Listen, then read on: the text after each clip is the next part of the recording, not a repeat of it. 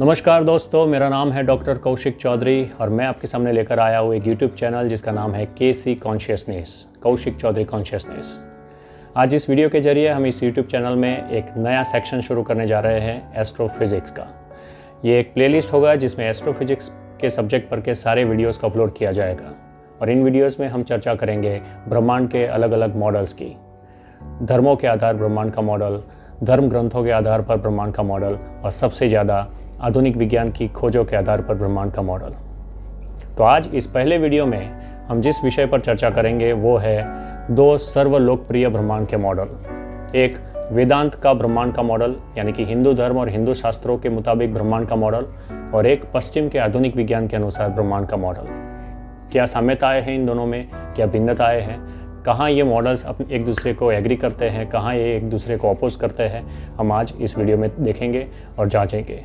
तो बने रहिए आखिर तक। Welcome to KC consciousness.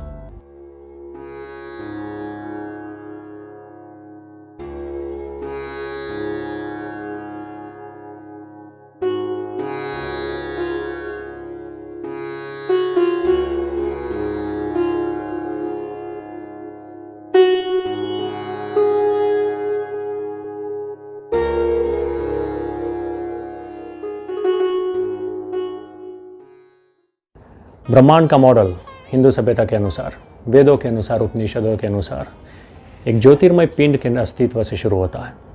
जब इस सृष्टि में कुछ भी नहीं था तब वो एक छोटा सा पिंड था, एक पुंज था, प्रकाश से भरा हुआ, ऊर्जा से भरा हुआ। उस ज्योतिर्मय पिंड के विस्फोट से एक जो पहली रचना हुई, उत्पन्न हुई, उसको नाम दिया गया सदाशिव, या कुछ शास्त्रों में जिनको शिव भी कहा गया। सदाशिव में से उत्पन्न हुए महाविष्णु, और महाविष्णु ने अपने अंदर से लाखों करोड़ों ब्रह्माओं को एक साथ जन्म दिया। उस हर ब्रह्मा ने अपने अपने ब्रह्मांड की रचना की, और वो रचना उन्होंने ब्रह्मा ने कैसे की, तो हर ब्रह्मा ने अपने अपने ब्रह्मांड में प्रजापति को जन्म दिया, और प्रजापति ने उन पदार्थों को जन्म दिया, उन पदार्थों की रचना की जिससे ये सृष्टि बनी, जैसे कि तारे, जैसे कि ग्रह, उपग्रह, आकाशगंगाएं, जीव सृष्टि, प्राणी और इंसान, हम सब। इस तरह से वो सारे ब्रह्मांडों में एक साथ सृष्टि का सर्जन शुरू हुआ, और इस तरह से सृष्टि फैलने लगी। उसको शिव और शक्ति का मिलन भी इसी तरह दिखाया जाता है। शिव सृष्टि को आधार देते हैं बीच में से, और शक्ति सृष्टि का एक्सपांशन करती है, उसका विस्तरण करती है। ये विस्तरती हुई सृष्टि एक वक्त तक आगे विस्तरती हुई, आगे बढ़ती गई, और एक वक्त ऐसा आया कि जहाँ से वो उसका विस्तरण बंद हो गया और उसका संकोचन शुरू हुआ। उसका संकोचन जब शुरू हुआ तो ये सृष्टि जो थी उसका विनाश शुरू हो गया, जिसको महाप्रलय काल कहा जाता है। और ये सृष्टि संकोचित होती फिर से एक बार वो ज्योतिर्मय पिंड बन गई जहाँ से ये शुरू हुई थी। वो ज्योतिर्मय पिंड भी लंबे वक्त तक वैसा नहीं रहा। जब वो अपने एकत्व के, अपनी सिंगुलरिटी के सर्वोच्च टोच पर, शिखर पर पहुंचा, जब बिल्कुल वो एक चीज़ बन गया, एक वस्तु बन गया, जहाँ दूसरी किसी चीज़ की, दूसरी किसी ड्युअलिटी का अस्तित्व नहीं था, तब वो पिंड फिर से विस्फोट हुआ, और उसमें से फिर से सदाशिव उत्पन्न हुए। सदाशिव में से फिर से महाविष्णु ने जन्म लिया। महाविष्णु ने फिर से अपने अंदर से लाखों करोड़ों ब्रह्माओं को जन्म दिया। उन ब्रह्माओं ने अपने अपने ब्रह्मांड की रचना की, उसके अंदर अपने अपने प्रजापति को जन्म देकर प्रजापति ने फिर से दृश्य ब्रह्मांड का सर्जन शुरू किया। इसी तरह जीव सृष्टि उत्पन्न हुई और सृष्टि फैलने लगी। फिर से एक वक्त जाकर सृष्टि का संकोचन शुरू हुआ, फिर महाप्रलय हुआ, और इस तरह से फिर से वो वापस ज्योतिर्मय पिंड बनी, फिर से एक और विस्फोट हुआ, और ये सर्कल चलता गया। इसी को कहते हैं प्रक्षेपण।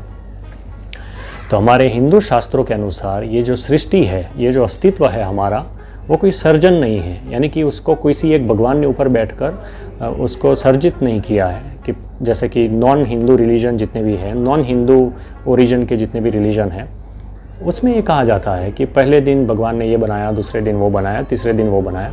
ऐसा हिंदू सभ्यता के शास्त्रों में नहीं कहा जाता।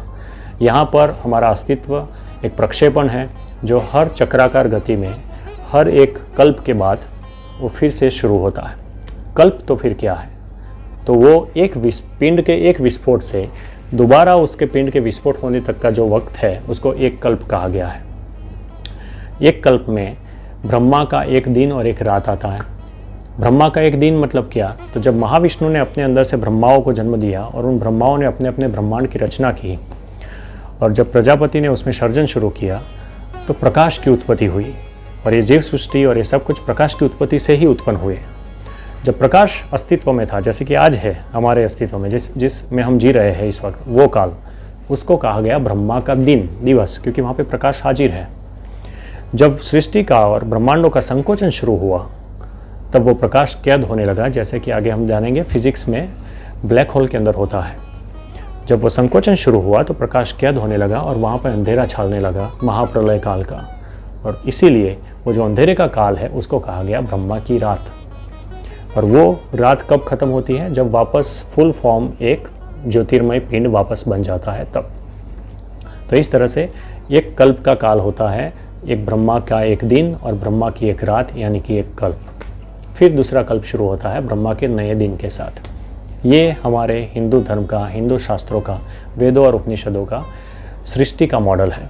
इसीलिए मैं कहता हूँ सृष्टि और ब्रह्मांड हिंदू धर्म में या हिंदू शास्त्रों में एक चीज़ नहीं है। सृष्टि यानी हजारों, लाखों, करोड़ों ब्रह्मांडों से बनी हुई एक संयुक्त रचना, जिसके लिए अब पिछले 30, 40 या 50 सालों से मॉडर्न साइंस के पास एक शब्द आया है, मल्टीवर्स।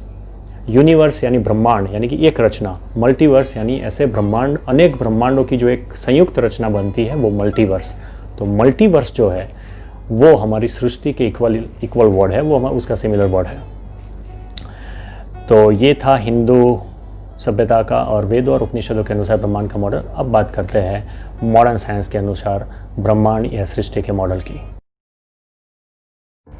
सन 1502 में जब वास्को द गामा ने भारत की भूमि पर पहला कदम रखा, पहले यूरोपियन के नाते, तब यूरोप की भूमि पर एक मान्यता थी कि पृथ्वी सौरमंडल का केंद्र है और सूर्य और बाकी सारे ग्रह पृथ्वी के आसपास घूमते हैं। इतना ही नहीं, वो मानते थे कि पृथ्वी पूरे ब्रह्मांड का केंद्र है और पूरा ब्रह्मांड पृथ्वी के आसपास घूमता है, यानी कि वो हमारे आसपास घूमता है। लेकिन क्योंकि अब यूरोपियनों ने भारत की भूमि पर कदम रख दिया था तो उनको ज्ञान तो होना ही था। और बिल्कुल 11 साल बाद 1513 में एक यूरोपियन स्कॉलर सामने आए जिनका नाम था कोपरनिकस, और उन्होंने पहली बार बताया कि असल में पृथ्वी नहीं, सूर्य सौरमंडल का केंद्र है और पृथ्वी सहित बाकी सारे ग्रह सूर्य के आसपास घूमते हैं। कोपरनिकस ने ये सिर्फ बताया, लेकिन उसको ऑब्जर्वेशन के जरिए साबित किया एक सदी बाद गैलीलियो गैलीली ने। गैलीलियो ने एक टेलीस्कोप बनाया और सौरमंडल के ऑब्जर्वेशंस किए और अपनी किताब में लिखे।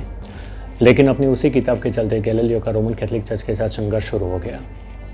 गैलीलियो को नज़रबंद कर दिया गया और फोर्स किया गया कि वो वही लिखे जो चर्च उनसे लिखवाना चाहता है, धार्मिक सिद्धांत। लेकिन फिर भी अपने जीवन के आखिरी काल में गैलीलियो ने वही किताब लिखी जो उनको सही लगी थी, जो विज्ञान के सिद्धांत पर आधारित थी। उनमें उन्होंने बल के सिद्धांत दिए और उसी किताब की वजह से आधुनिक विज्ञान की नींव डाली गई। उन सिद्धांतों को आगे चल कर एक सदी बाद न्यूटन ने आगे बढ़ाया और बल के सिद्धांतों को और बल के नियमों को और बेहतर रूप में लोगों के सामने पेश किया। साथ ही न्यूटन ने ग्रेविटी के सिद्धांत भी रखे और फिजिक्स का विकास किया। ब्रह्मांड को जानने की आधुनिक विज्ञान की इस यात्रा में सबसे बड़ा मोड़ तब आया जब 20वीं सदी की शुरुआत में अल्बर्ट आइंस्टाइन अपनी 2 क्रांतिकारी खोजों को लेकर उपस्थित हुए। ये 2 खोजें थी E=mc² सूत्र और दूसरा सापेक्षवाद। E=mc² सूत्र के दौरान अल्बर्ट आइंस्टाइन ने दुनिया को समझाया कि असल में इस ब्रह्मांड की सारी ऊर्जा मूलतः एक ही तत्व है। वो मुक्त ऊर्जा जो अदृश्य है और वो दृश्य ऊर्जा जिसको हम पदार्थ के रूप में देखते हैं, वो दोनों एक ही चीज़ है। यानी कि सारे पदार्थ असल में एक कंडेंस हुई ऊर्जा का ही एक जत्था है जो कि मुक्त ऊर्जा में ट्रांसफ़र हो सकते हैं, कन्वर्ट हो सकते हैं। और मुक्त ऊर्जा अगर कंडेंस हो जाए तो वो पदार्थ का स्वरूप भी ले सकती है। ऐसा नहीं था कि ये नई समझ थी, इसलिए क्योंकि वेदांत की अद्वैत फिलोसॉफी इसी बात को हज़ारों साल पहले कह चुकी थी कि ब्रह्मांड की सारी ऊर्जा जो है वो मूलतः एक ही तत्व है, बस उसके स्वरूप अलग है और वो सारे स्वरूप एक दूसरे में कन्वर्ट हो सकते हैं। यही अद्वैत फिलोसॉफी का मूल स्रोत था। तो असल में E=mc² सूत्र अद्वैत फिलोसॉफी का गाणितिक स्वरूप था। सापेक्षवाद के साथ अल्बर्ट आइंस्टाइन दुनिया के सामने एक नई समझ लेकर ये आए कि अवकाश और समय 2 भिन्न चीज़ें नहीं हैं, वो दोनों एक दूसरे से जुड़े हुए हैं। जैसे जैसे अवकाश फैलता है तो समय भी फैलता है, अगर अवकाश संकुचित होता है तो समय भी संकुचित होता है। तब से फिज़िक्स में अवकाश और समय को अलग अलग ना लिखकर, स्पेस और टाइम अलग अलग ना लिखकर एक साथ स्पेस टाइम लिखना शुरू हुआ। पर ऐसा नहीं था कि ये समझ पृथ्वी पर पहली बार मनुष्यों के सामने रखी जा रही थी। हजारों साल पहले वेदों में भी ये बात कही गई थी। वेदों के मुताबिक अवकाशीय पदार्थों के बीच में जो चादर फैली हुई है उसको अवकाश कभी नहीं कहा गया, उसको वेदों में काल कहा गया। वही काल जिसको हम नॉर्मली समय मानते हैं, पर असल में वो समय नहीं है। काल यानी कि अवकाशीय पदार्थों के बीच फैली हुई वो काली चादर, जो अगर फैलती है तो ब्रह्मांड का, सृष्टि का विस्तरण होता है। अगर काल फैलता है तो ब्रह्मांड विस्तृत होता है। अगर काल संकुचित होता है तो ब्रह्मांड भी संकुचित होता है, उसका महाप्रलय शुरू हो जाता है। तो फिर समय क्या है? काल के मुड़ने से या विस्तृत होने से जो असर पैदा होती है, जो इफेक्ट पैदा होती है, जिसको हम पृथ्वी पर अनुभव करते हैं, उसको समय कहा गया। काल और समय अलग है। मैंने अपनी किताब में इस चीज़ को अलग करने के लिए टाइम और टाइम इफेक्ट का जिक्र किया है। जिसको हम काल कहते हैं, स्पेस टाइम कहते हैं, वो असल में स्पेस टाइम में कहने की भी ज़रूरत नहीं है, उसको सिर्फ टाइम कहना चाहिए। और जिसे हम अपनी जगह पर, अपने ग्रह पर, हमारी घड़ी में अनुभव करते हैं, वो टाइम इफेक्ट है। स्पेस टाइम की इसी नई समझ को अल्बर्ट आइंस्टाइन ने 10 साल बाद ग्रेविटी की थियरी में डाला और ग्रेविटी की समझ को दुनिया के सामने हमेशा के लिए बदल के रख दिया। 1915 में अल्बर्ट आइंस्टाइन इसी एक नई थियरी जनरल रिलेटिविटी को लेकर आए, जिसमें उन्होंने बताया कि ब्रह्मांड की चादर, जिसको हमने स्पेस टाइम कहा है, उसके बीच में अगर कोई ऊर्जा पदार्थ स्वरूप धारण करती है, यानी कि पदार्थ अगर बीच में आ जाता है इस चादर के, तो ये चादर उस पदार्थ के आसपास मुड़ जाती है, वो ऐसे एक बाउल बना देती है। और अगर कोई दूसरा पदार्थ उस चादर, उस मुड़ी हुई चादर के अंदर आ जाता है, तो वो सीधा सरक कर केंद्र में रहे पदार्थ पर चला जाता है, उसकी ओर खींच जाता है। इसी को हम ग्रेविटी कहते हैं, ग्रेविटेशन कहते हैं। यानी कि असल में ये कोई आकर्षण बल नहीं है, जैसे कि न्यूटन ने कहा था। असल में ये एक असर है स्पेस टाइम की उस अदृश्य चादर के मुड़ने की वजह से जो उत्पन्न होती है, यानी कि वो एक इफेक्ट है, वो एक फोर्स नहीं है। लेकिन अभी भी एक विषय जिसमें आधुनिक विज्ञान गोथे खा रहा था, वो था ब्रह्मांड की सीमाओं का और ब्रह्मांड के आकार का। 20वीं सदी की शुरुआत तक अल्बर्ट आइंस्टाइन जैसे महान वैज्ञानिकों के जन्म लेने के बावजूद आधुनिक विज्ञान की दुनिया में ब्रह्मांड के आकार को लेकर और ब्रह्मांड की सीमाओं को लेकर बहुत ही गलत धारणा थी। ये सब वैज्ञानिक मानते थे कि ब्रह्मांड जो है वो एक स्थिर संकल्पना है, उसकी सीमाएं ना बढ़ती है ना घटती है। लेकिन 1929 में यह धारणा गलत साबित हुई जब एडविन हबल नाम के वैज्ञानिक ने एक टेलीस्कोप के जरिए पृथ्वी से बहुत दूर रही आकाशगंगाओं का मुआयना किया और जाना कि पृथ्वी के चारों ओर वो सारी दूर की आकाशगंगाएं पृथ्वी से लगातार दूर जा रही थी। ये तभी हो सकता था जब ब्रह्मांड स्थिर ना होकर लगातार फैल रहा हो, यानी कि ब्रह्मांड का लगातार विस्तरण हो रहा हो। अब ब्रह्मांड का ऐसा विस्तरण तभी संभव था जब अगर वक्त में पीछे चलते हैं तो पीछे जाने से ये ब्रह्मांड का संकोचन शुरू हो जाए, या ब्रह्मांड का संकोचन हो और वक्त के सबसे शुरुआती पल में, यानी कि t=0 वक्त में ये पूरा ब्रह्मांड और ये पूरे ब्रह्मांड की ऊर्जा एक छोटे से बिंदु या एक छोटे से पिंड में, एक बॉल में केंद्रित हो, और उस बॉल के विस्फोट से ही अगर ये ब्रह्मांड उत्पन्न हुआ हो, तभी ये ब्रह्मांड इस तरह से फैल सकता है, तभी इस ब्रह्मांड का इस तरह का विस्तरण हो सकता है। और यहीं से आधुनिक विज्ञान में उस थियरी की शुरुआत हुई जिसको नाम दिया गया बिग बैंग, उस पिंड का, उस बॉल के विस्फोट की थियरी। अगली समझ जो आधुनिक विज्ञान के सामने आई वो थी ब्लैक होल्स की। अल्बर्ट आइंस्टाइन की जनरल रिलेटिविटी में से एक संभावना जन्म लेती थी कि अगर ये ब्रह्मांड की अवकाशकाल की चादर किसी पदार्थ के बीच में आने से सिकुड़ जाती है, मुड़ जाती है, तो अगर बहुत ही भारी पदार्थ वहाँ पे अगर जन्म लेता है, या वो अगर बहुत ही भारी पदार्थ अपने सूक्ष्म रूप में चला जाता है, अपने बहुत से छोटे स्वरूप में केंद्रित हो जाता है, तो ब्रह्मांड की इस चादर को इस हद तक मोड़ देगा कि वहाँ पे एक अंधेरा छा जाएगा, वहाँ पे एक पिंड का स्वरूप वो ले लेगा, जैसे कि ब्रह्मांड की शुरुआत में था। अल्बर्ट आइंस्टाइन अपने जीवन के आखिरी काल तक इस संभावना को नकारते रहे, हालांकि वो उन्हीं की थियरी में से पैदा हो रही थी। लेकिन उनकी मृत्यु के 10 साल बाद 1965 में रोजर पेनरोज नाम के एक वैज्ञानिक सामने आए, जिन्होंने गाणितिक सूत्र के साथ ये समझाया और ये दिखाया कि ब्लैक होल्स बन सकते हैं और ब्लैक होल्स ब्रह्मांड में होने ही चाहिए। इसी 1965 की उनकी खोज के लिए उनको इसी साल 2020 में नोबेल प्राइज़ दिया गया। रोजर पेनरोज की इस खोज के बाद स्टीफन हॉकिंग और रोजर पेनरोज ने साथ मिलकर ब्लैक होल्स के बारे में बहुत सारी संभावनाएं और बहुत सारे अलग अलग तथ्य रखे, जिसमें से स्टीफन हॉकिंग का एक तथ्य ये भी था कि ब्रह्मांड की शुरुआत भी ब्लैक होल जैसे ही किसी एक ऐसे अंधेरे पदार्थ में से या ऐसे एक पिंड में से, ऐसी एक सिंगुलरिटी में से हुई होगी। स्टीफन हॉकिंग के द्वारा ब्रह्मांड की शुरुआत के पहले रहे पिंड को या सिंगुलरिटी को बहुत बड़ा ब्लैक होल मानने के बाद ब्रह्मांड के भविष्य को लेकर भी काफ़ी सारे अटकलें सामने आई और इस तरह से ब्रह्मांड के भविष्य को लेकर दो प्रमुख संभावनाएं सामने रखी गई। एक कि अगर इसी तरह चलता रहा तो ब्रह्मांड विस्तृत होते होते एक ऐसी शुष्क चादर बन जाएगा जिसमें कोई पदार्थ का अस्तित्व नहीं होगा और जहाँ पर सिर्फ अंधेरा ही अंधेरा होगा। इस थियरी को बिग रिप थियरी कहा गया। बिग रिप, फैल जाना। दूसरी संभावना ये थी कि ऐसा हो सकता है कि आगे चलकर इस ब्रह्मांड में ब्लैक होल जैसे ऐसे बड़े बड़े पदार्थों का उत्पन्न होना या बड़े पदार्थों का बनना शुरू हो जाए कि जो इस ब्रह्मांड की चादर को सिकुड़ना शुरू कर दे और ये ब्रह्मांड जो फैल रहा है उसका विस्तरण बंद हो जाए और फिर उसका संकोचन शुरू हो जाए और ये ब्रह्मांड फिर से वो सिंगुलरिटी, वो ब्लैक होल या फिर वो पिंड बन जाए। इस थियरी को बिग क्रंच कहा गया। Big crunch. तो इस तरह से आज भी ब्रह्मांड के भविष्य को लेकर आधुनिक विज्ञान में ये दो थियरीज, ये दो संभावनाएं मानी जाती है। अलग अलग वैज्ञानिक इन दोनों थियरीज को, इन दोनों संभावनाओं में से किसी एक संभावनाओं को ज़्यादा प्रबल मानते हैं। रोजर पेनरोज 1992 तक बिग क्रंच थियरी के पक्षधर थे।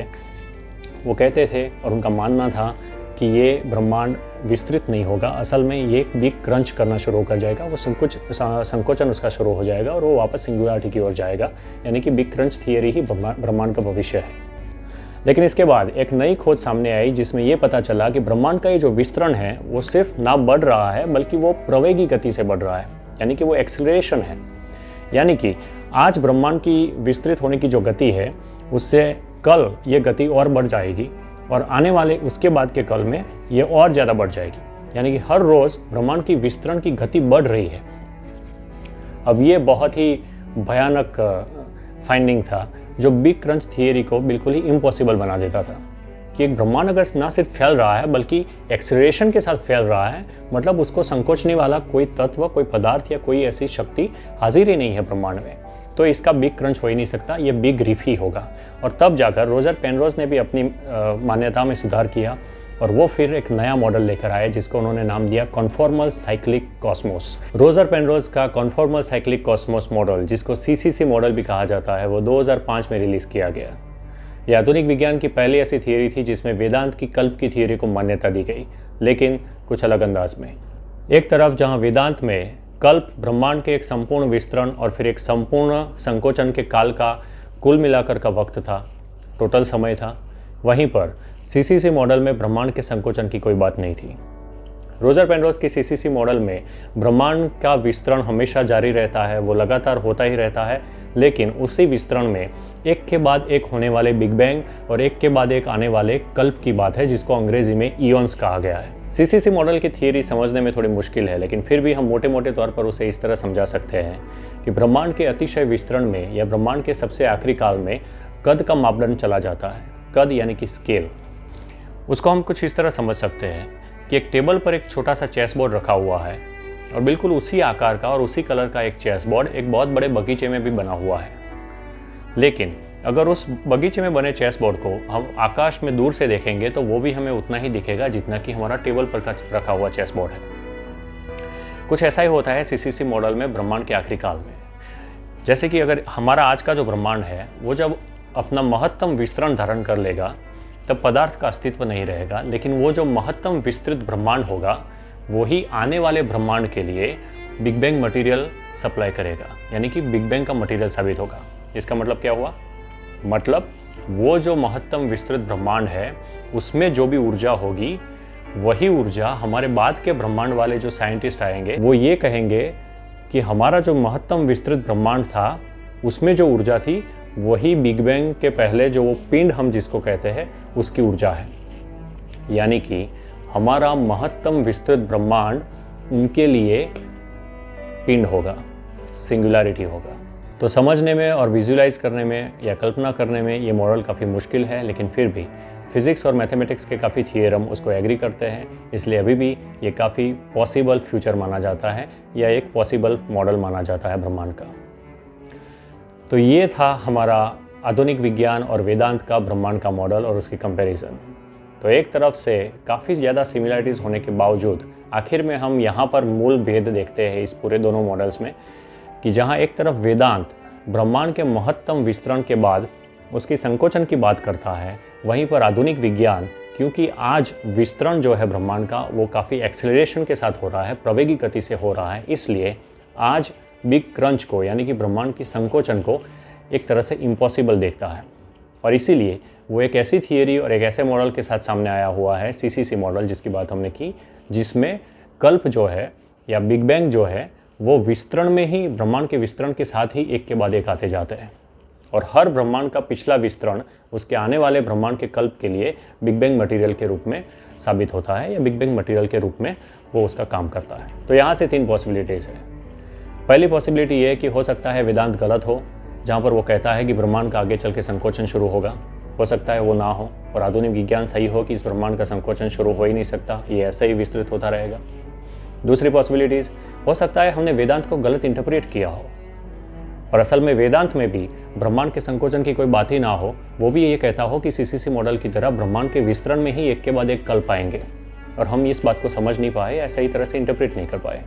या तो फिर तीसरी पॉसिबिलिटी कि आधुनिक विज्ञान की ये बात कि ब्रह्मांड का संकोचन शुरू नहीं हो सकता वो गलत है, और कहीं ना कहीं आधुनिक विज्ञान से कोई बात छूट रही है, ब्रह्मांड की कोई ऐसी शक्ति है जिसे आधुनिक विज्ञान नज़रअंदाज कर रहा है या उसको ढूंढ नहीं पा रहा, जो असल में इस विस्तृत हो रहे ब्रह्मांड का संकोचन शुरू कर सकती है, उसे वापस वो एक छोटा सा पिंड बना सकती है। तो ऐसी कौन सी शक्ति हो सकती है, इसके बारे में असल में मैंने अपने बुक में बात की है। मेरी बुक असल में यहीं से शुरू होती है, और उसके बारे में मैं अगर क्ल्यू देना चाहूँ तो ये कहूँगा कि जैसे नील्स बोहर ने एक बार कहा था, वैज्ञानिक नील्स बोहर, कि हम इंसान इस ब्रह्मांड में स्पेक्टेटर भी है और एक्टर भी है, यानी कि हम दृष्टा भी है और हम उसमें एक एक्टिव रोल भी प्ले करते हैं।